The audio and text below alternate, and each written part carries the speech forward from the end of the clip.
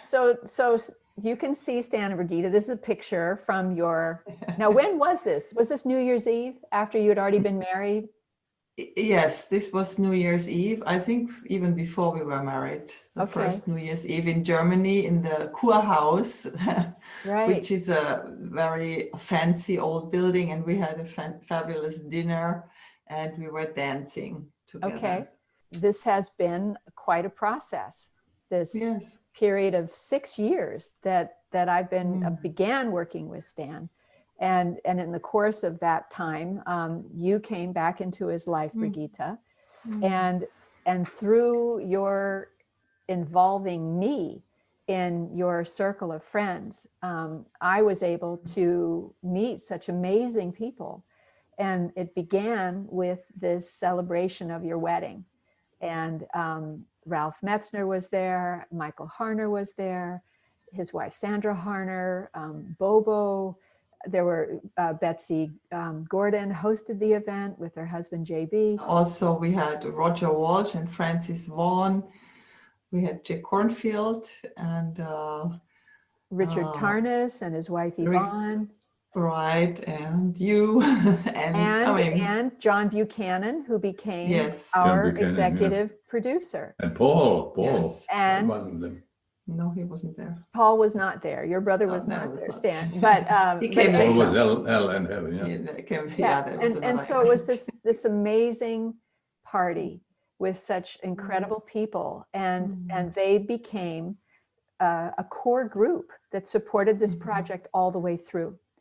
And Jack Cornfield and Ralph and Rick stayed to watch our first 20 minutes of the movie, and the feedback they got was, we need some background on who Stan is. If you go straight into the perinatal matrices, you're going to freak people out. And so we had to go back and do some history, and Rick Tarnas ended up becoming my advisor for 2 independent projects to verify the structure and provide footage that I didn't know existed of the Flora story. And then in the course of making this movie, you lost some dear friends, and the world lost some amazing elders. We lost Ralph Metzner, we lost Francis Vaughan, Michael Harner, so there were a series of great wisdom holders who passed, and that was sad. But the great thing was to get them all together and capture the jokes, the stories between them. It was just so beautiful. And then the next thing I remember is we went to Prague. I joined you in Prague in 2017 for the big conference there. And and I put it into the movie. There were 3,500 people in the audience applauding Stan as he, I believe he opened it and closed it. And Brigitte joined him on stage. It was really quite beautiful. Well, we had our talks, right, on art, both of us. I was talking on my art and Stan was talking on his art, which was a first time. No, it was a premiere. That was fun. That was really nice. And there was an exhibition, an art exhibition, and you were there. You were filming, and you were just. We have the wonderful cat there. Yes, this my favorite picture. I want to see that in this. I know. It was Giger's art, and it was a cat, and you asked me to stand next to it, and so I did my version of the picture. Yeah. You look like the cat. It's so sweet. I love that picture. That's one of my favorite. Well, thank you for asking me to include that. Well, we had some fun on the way, right, Susan? I mean, it was hard work. I mean, I'm so impressed how much work you did and how much work it is to make such a movie, and it's so much bureaucracy and so much organization. I mean, it's the creativity, but also it's so much work, and lots of money. You have to find money, and I mean, we didn't have anybody, we didn't really have a huge budget or anything. We had to ask our poor friends all the time to give us some money, which was... We said you should get a PhD for this, you know. Yes. Tell that to CIIS, you know, to let those folks know honorary PhD would be very well appreciated. Yes, yes. I want to say that, you know, way in the very beginning, Stan, you and I recorded what we thought might be a pitch video. We were going to do like a GoFundMe campaign. And I have a moment of that I'm going to share. Oh, right. That's cool. It's pretty funny because you rehearsed this amazing speech and then you turned and said it to me. Susan, I'd like to thank you very much for all the energy, the time, the love that went into this project. I don't see it as a personal tribute, you know, to me, my life, my work. I see it primarily as an extraordinarily powerful tool to communicate a very important message. I'm now 85 years old, and I spent 60 years of this time. Yeah, you'd be talking to the camera. 60 time. We're rehearsing. Yes, that's right. Okay. That's been Yeah, it was blurry because I didn't have a real camera person. It was my friend, and she did the wrong thing. But the other thing that we did, this was sort of a gift to you guys, was the solstice. Or no, eclipse, the solar eclipse. The solar eclipse, yeah. You invited us to Oregon, and you set up this fantastic event in the countryside with these beautiful people, and it was this amazing kind of shamanic gathering.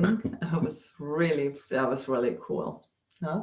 We really loved it. Huh? Stan really loved it too. Share. Yeah. Well, and I remember, I don't know how much we should put in this, but you know, marijuana is legal in Oregon, and two of the people that were coming, he's a cultivator. And so he said, what can I offer? And I said, well, maybe bring some marijuana. He showed up with a pound. It was like a garbage bag of marijuana. And I'm going, what am I going to do with this? And I said, why don't you just walk around the circle and offer it? And so everybody took a bud, you know, like that was pretty funny. And there were some mushrooms circling. So they were great. Yeah. And those are now legal for therapeutic use in the state of Oregon, and all Schedule I substances are no longer criminal. They've been decriminalized in Oregon. That's great. Yeah. That's great. So no, it was a very powerful experience. I mean, to see that happen, the total eclipse was amazing.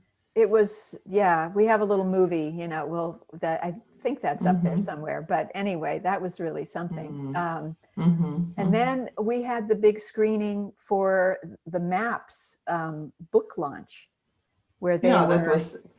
But before that, we had a couple of parties. Parties. You know, we are with our transpersonal friends. I've actually known these for 35 years myself, because when I was a work scholar and came to Esalen in '86, there were the month-long seminars, and they were the guest faculty. So it was really amazing to meet them again, you know, and to reconnect on that level now. So actually, we have a fun photo with Jack Hornfield, with Stan and I and Jack, and then we have the same photo 30 years later. Yeah. So the before, after. Yeah. And we somehow decided, let's have some fun, you know. And so we created the first costume party, and it was mandatory to come in a costume. You could not come in without a costume. So what was the theme for Lederhosen? What was that theme? Well, there was no theme. The first one was no theme. It was just a costume party. And so we thought of, you know, what should we wear, you know, and so we thought, I said, well, Stan, the American people tend to think that all Germans are Bavarians. And so let's fulfill the prejudice here. Let's become Bavarians, you know. So I ordered for him like an Oktoberfest hat and fake lederhosen, and for me dirndl, which I would never wear, you know, anyways, and I thought I have to lighten it up a little bit by wearing some antlers. So it gets a bit shamanic.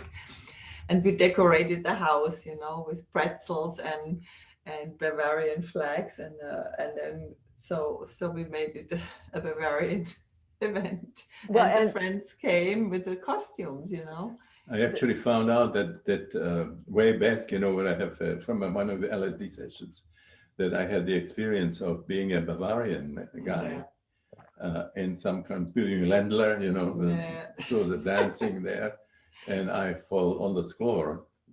Yeah, on the The floor. floor- It smells floor like with lot beer. of- Yeah, beer. It smelled like beer and so on. Yeah, there was a lot of cigarettes and stuff like that, and I started dying on the floor, in Bavaria.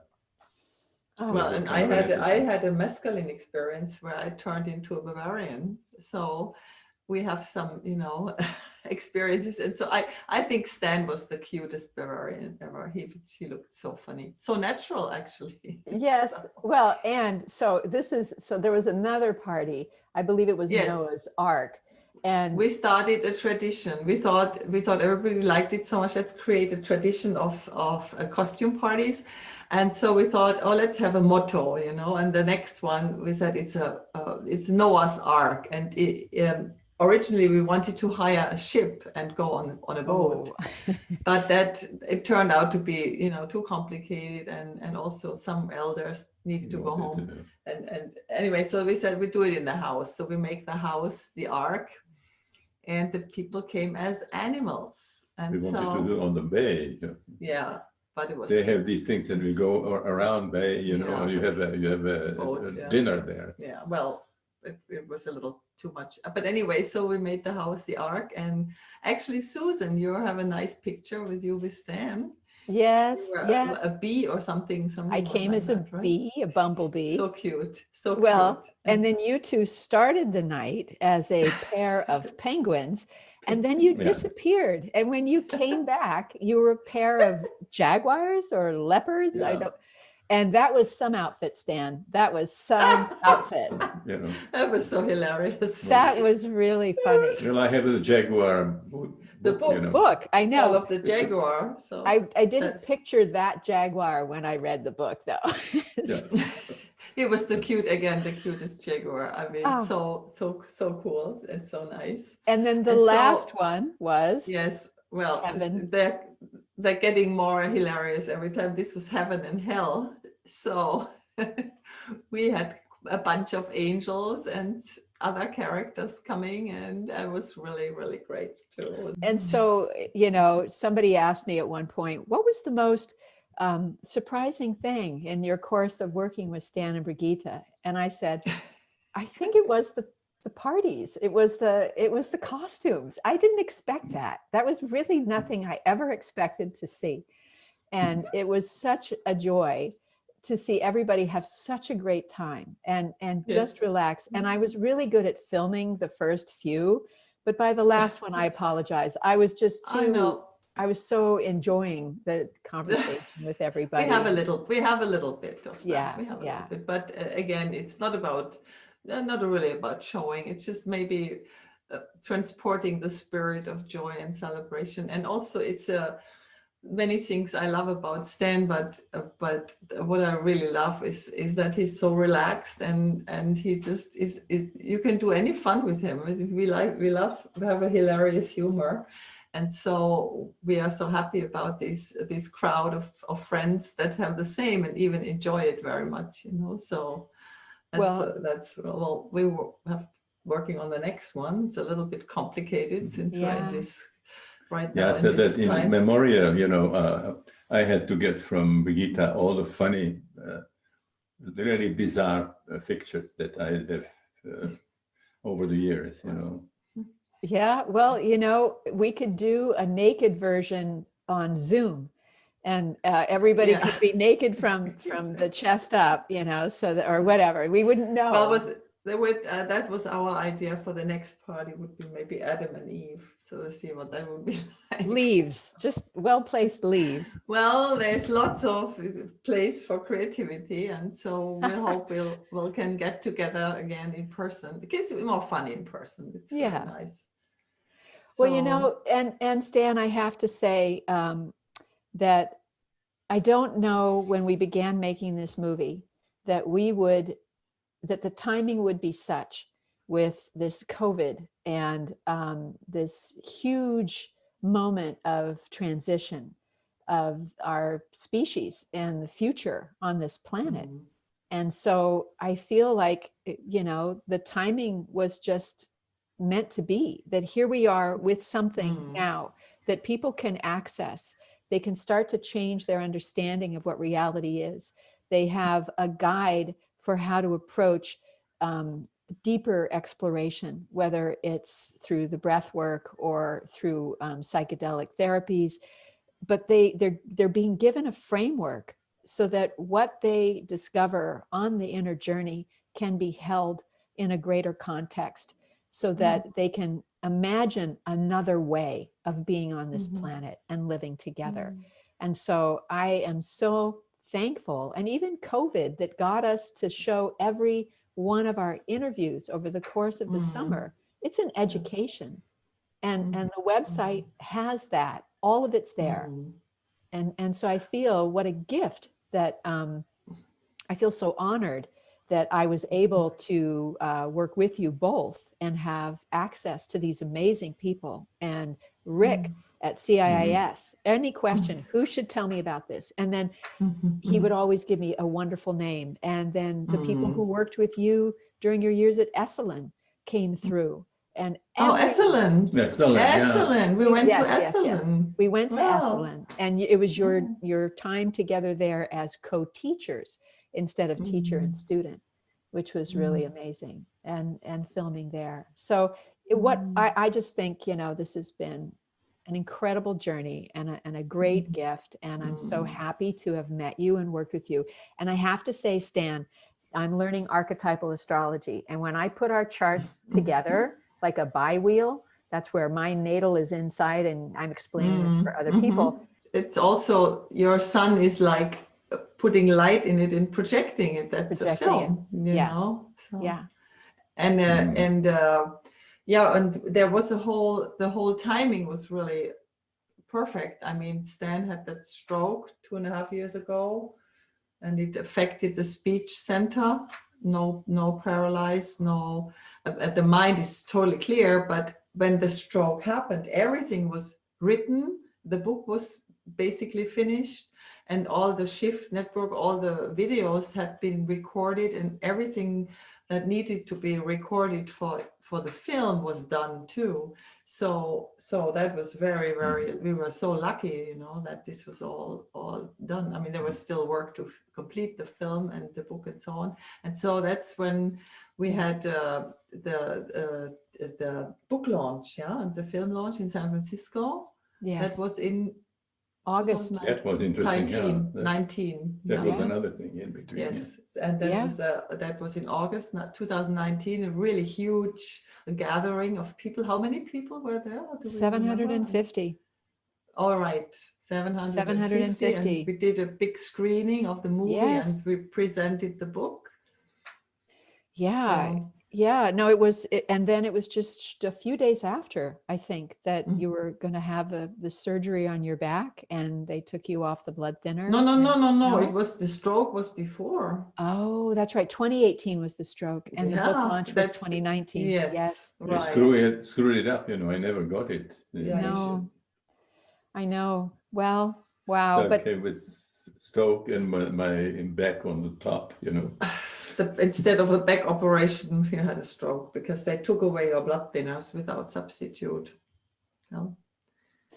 So that was a bummer, but you know, the positive, at least, is that unlike other incredibly wise and transformational people, you have a legacy that you speak for yourself.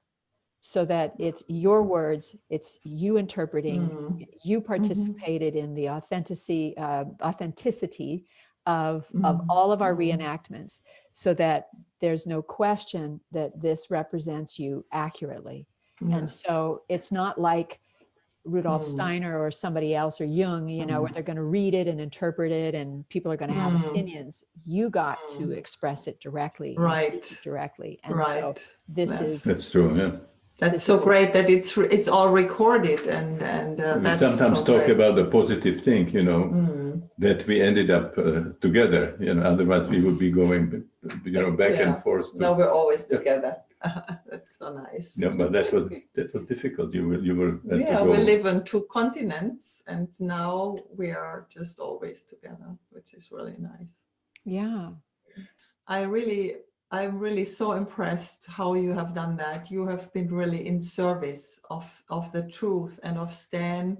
I mean, there was no ego in this. You were just really, you wanted to know, you just wanted to transport everything correctly. And so I really saw your pure heart in doing this, you know, and I really appreciate that so much. We both appreciate it so much. And also you also were walk your talk. I mean, you were going on that inner journey and do it. And one scene in the movie I really love when you show it that you drank ayahuasca and you thought it wasn't enough and you kept, you know, you're just no shit. I mean, you don't mind making a fool of yourself and even admit it. That's so sweet, you know.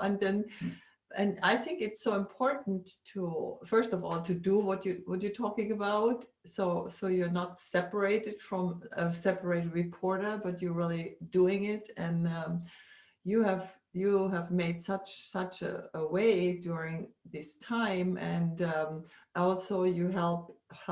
I think it helps to show your own process in this, and also to really show that psychedelics they're not cookies. I mean, this is really serious stuff, you know, and the very powerful tools, and you show that. And so really want to thank you for doing it this way, you know. It's really beautiful. So and we both love you. We love you. You've really become such dear friend to us. So Well, it's really that was part of it, you know.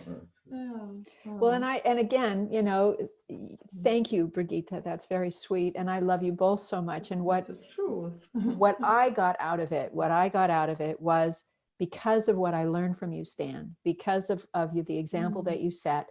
I had the courage to just dive in to, you know, and again, let's get back to little archetypal astrology. This was Pluto, Saturn opposing my sun.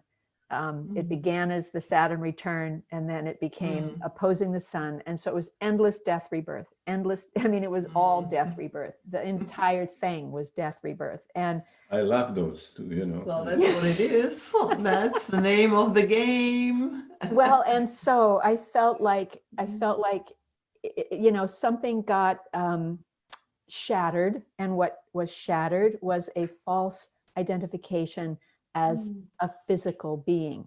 That yes, I'm in a body, but I am spirit, and the spirit is what is, you know, the essential nature. And so no matter what happens, I'm fine.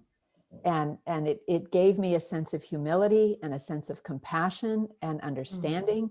And when you break through the personal, then you can go into the collective and you begin to understand the nature of suffering and confusion that people are facing. And then the idea that there's always going to be something, that it's never going to be perfect, that we're here in this physical world, as you said, and that I made a point of it in the movie, that you can't just have good.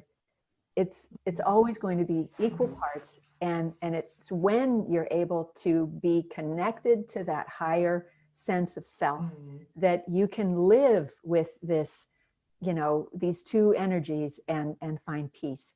And I believe that's what I've gotten out of this. And Wonderful. yeah, so Great. thank you.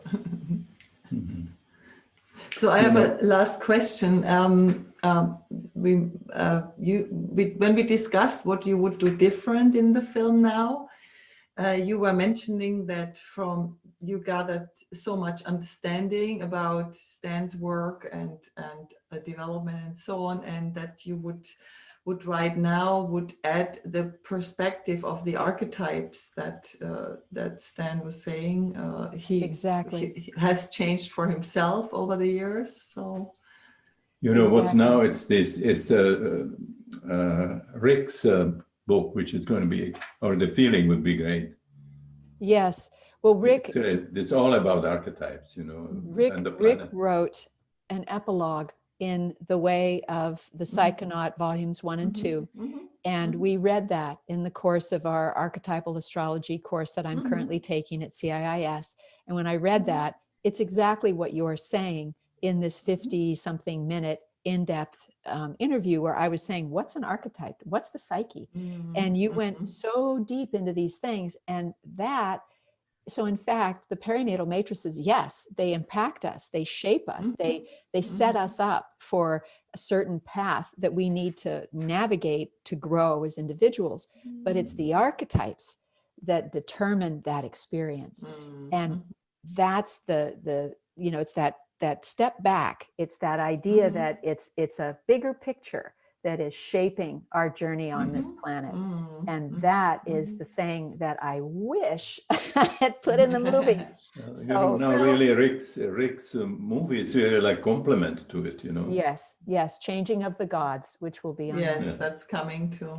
Yeah. So, but anyway, you know, this is why a movie is never done, because Well, yeah, I mean, it's Yeah, once but- you're finished, but, yeah. something else is coming up and you could redo it. So We could have did something, but we already had it, you know, had the whole ideas in it, yeah.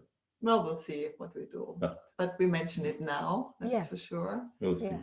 And I would also like to mention a last thing is that many things have happened in the last couple of months and years, and of course the pandemic. And I mean the benefit of this pandemic is that we were forced to not go to the movies, but to broadcast things in the internet. And I think probably we have reached many more people that way than we would have reached with physical events, you know. And the other thing that happened during the last year up to a year ago started that something else wanted to emerge, and we creating the new training, the Grof Legacy training, when you were mentioning Stan's legacy. So that's also a new training representing Stan's legacy all over the world, and they can learn to work, you know, with all kinds of inner states, holotropic states, and it could be breath work, it could be with dying people, or for spiritual emergencies, and eventually in this huge psychedelic renaissance that's happening internationally, especially in the States and in Canada, South America, and probably Czech Republic coming. There's going to be a huge need for qualified, in-depth trained psychedelic sitters. So that's also what this training is for people who can use that way. Susan, you also put that context for the movie into this large picture about the planet and the virus, you know. Yes. Not the virus, but the planet. Well, the corona, you know. And but there is another very, very big thing, which is the situation of United States. The Pluto, you know. Yes. Pluto return. And this is now probably complete the death rebirth of America. Whatever we come out of it's going to be very different. And Trump, you know, so all the whole thing as well. I mean, this is a big thing, you know. Well, we hope something He's good really is going to come out he's of it. destroying, literally destroying America, you know. Yes. Threatening. Yes. And so what comes forward is there are those individuals who do believe in the purpose of our democracy, and they are stepping beyond their affiliation with party to represent the role that they accepted. And that is happening at the same time that you have people trying to tear away at it. So it's a very, very interesting experience. And the virus raging through this country. We just heard today it's 250,000 American people dead from the virus, 250,000. I mean, this is just so It's like the Second World War, you know. More than the Second World War. More than the Second World War. Wow. More than the Second World War, and 160,000 cases a day, hospitals full. Some people still don't believe it. People who do believe in it don't care. You know, it's like, if I die, I die. And so there really is this death, rebirth energy in this country right now. Oh yeah, definitely. Around the world, this virus is, you know, brings out so much truth. Yeah. And it's very powerful. It's related to breath, to breathing, and it's about death, and life. You know, so very intense times, and we really, really, really hope that something good is going to come out of it. It's a big scenario, you know. Yeah, it's a big scenario, and Rick says it so beautifully in the movie, where he says you can't have a fake death rebirth. You really have to believe that this is it. Well, right, you're in it. And so we really, you know, believe it's important in this time. It's always important, especially in this time, to do the inner work, the strong inner holotropic work, because eventually there is no difference between inside and outside, and we all can contribute to this in our personal transformation. To have a connection with the outside world that we all share. So, and the planet, which is in trouble in general, humanity is in trouble. So that would be our message to everybody watching this, right? To do as much good and deep inner work as possible. So this is completely off the track, but we talked with Becca last night. Tarnas. And she is now going with us for the holotropic breathwork. For the training. She wants to be part for the training. She will be a teacher in the training. Oh, wonderful! So she would be in the whole time, you know, and helping with the archetypes, with the breathwork. So important, Stan. It's so important because, you know, I am struggling. Depending on the news, I'm like, you know, one day I want to go out and buy an AR-15 and drive over to Michigan and kill everybody, you know, and then the next day I'm like connected to the heavens and feel the beauty of the universe and everything's working its way through. So it depends on the day. I'm just getting, you know, back and forth. And to have some understanding of these forces that are at work, and to recognize I'm not the only one feeling this. And if you have the Saturn there, like I do with the Pluto, Jupiter, that's yeah. I have still the Uranus, you know, to the T-square, the T-square. Scale, yeah. Well, that's the breakthrough, you know, but Stan is always saying he's always waiting until his Jupiter is kicking in when we're in trouble. And we got it now. We got it. Some interesting things like the last few interesting days, things are happening. Yes. Wonderful. So. Well, we should wrap this up. I love you both. All right. So much. Bye, Susan. Thank you so much. I love you, Stan.